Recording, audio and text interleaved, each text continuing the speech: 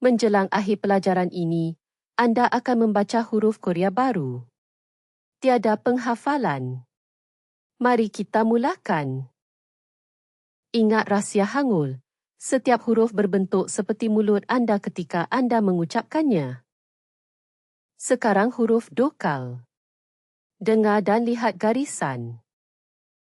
야, 여, 요, 요. Gabungkan konsonan dan dokal, dan anda akan mendapat suku kata. Seperti blok binaan. Giliran anda. Bacalah ini dengan kuat.